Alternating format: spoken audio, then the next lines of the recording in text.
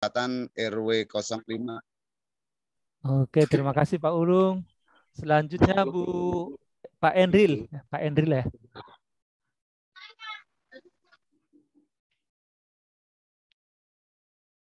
Halo, oh, belum dengar ya. Mungkin Bu Yanti, silakan Bu Yanti. Ya, belum dengar ya. Bu Ivana, silakan Bu Ivana. Iya Pak, selamat siang Pak. Oh Saya iya, silakan Bu Yanti. Ya.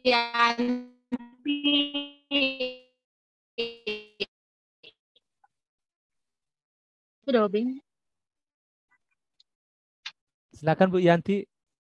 Terputus ya. Pak. Oh. Saya pengen tahu lagi ya. Oh, iya. Habis.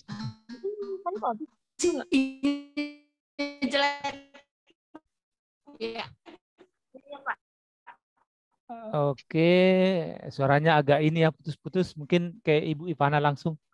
Silakan Bu. Masih mute Bu, masih mute. Oke. Ya, silakan Bu. Selamat siang Bapak-Bapak. Perkenalkan nama saya Ivana. Saya Satpel 3R Satpel Kembangan dan mendampingi RW 04 Kelurahan Muria Selatan. Oke, terima kasih Bu Ivana. Ada lagi? Pak Endril? Oke. Ya, Pak. Silakan Pak. Pak dari Sudin Jakarta Barat.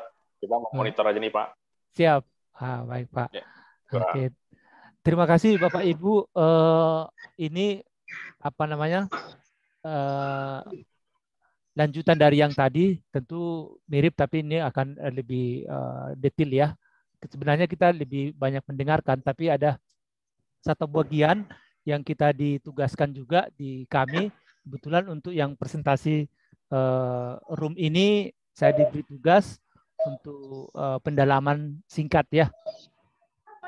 Saya coba tampilkan ya Bu ya, untuk materi kita.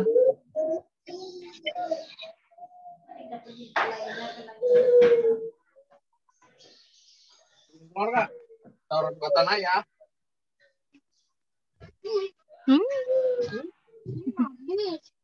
Ada kuahnya mau? Baik Bu, sudah kelihatan ya Bapak Ibu ya? Ya. Ya, ini public speaking model OMA atau model OMA, Open Minded, Memorize, Action. Nah, saya sendiri tadi sudah saya perkenalkan ya, Kenalton Nutasoid, yang sehari-hari dosen di BSI dan juga produser berita TV di Jakarta juga ya. Jadi kita dari praktisi juga. Nah, apa yang penting kita lakukan untuk public speaking? Nah, ini poin-poinnya, open minded dulu, kemudian action, kemudian memorize baru action ya.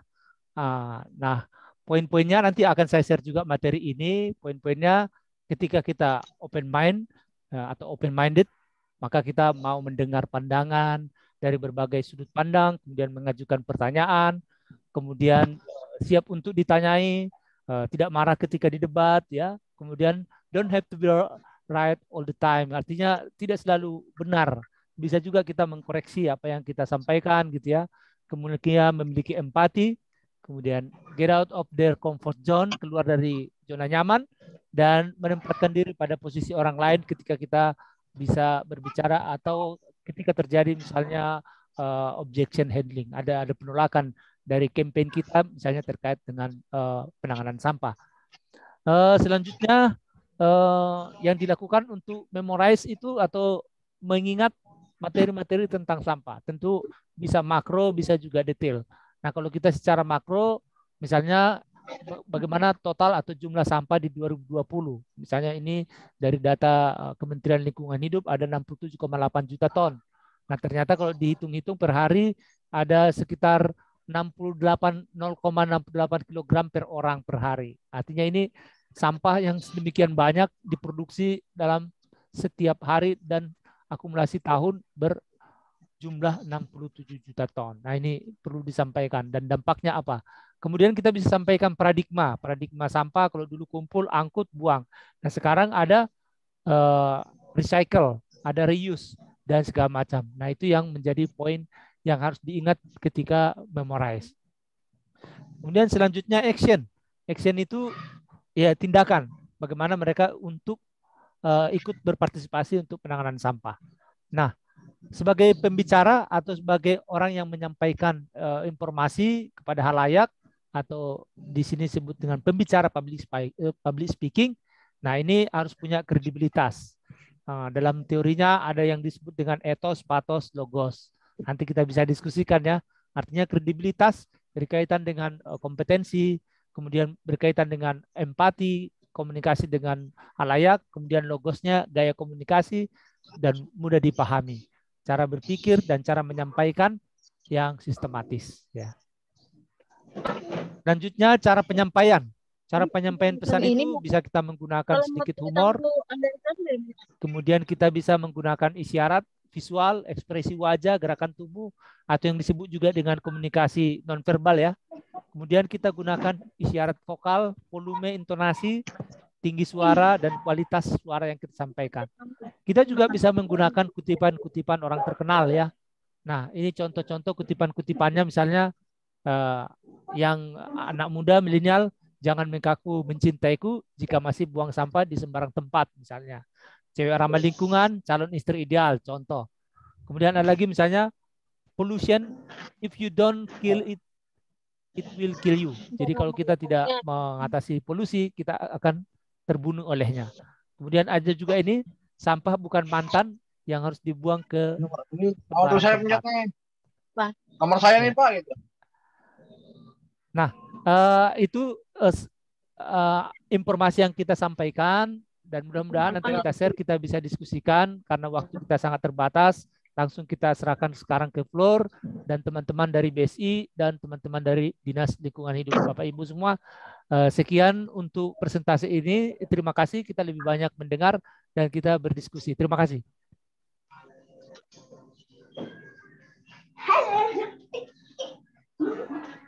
Silakan Bapak Ibu untuk memberi komentar. Sebenarnya kita lebih banyak mendengar juga ya, mungkin struktur dan apa kendala dan tantangan yang harus dihadapi dalam penanganan sampah. Dan teman-teman juga yang dari dosen BSI, silakan langsung saja karena waktu kita sangat terbatas juga ya, jam 12 sudah harus selesai ya. Terima kasih.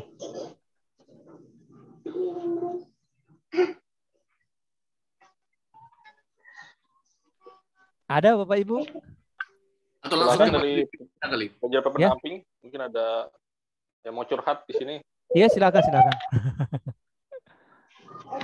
Kita sudah record, nanti bisa kita catat semua ya, dan kita tindak lanjuti di WA Group, dan tentu sangat mungkin juga kita melakukan komunikasi Zoom lagi berikutnya. Ada?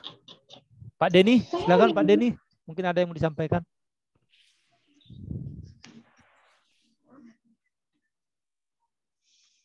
Pak Rizky, silakan Pak.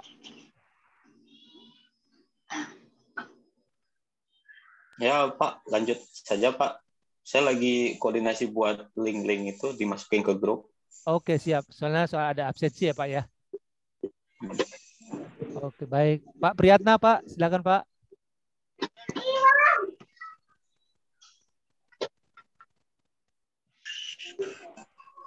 Belum ada respon dari Pak Priyatna. Mungkin Pak Enril ya, silakan Pak.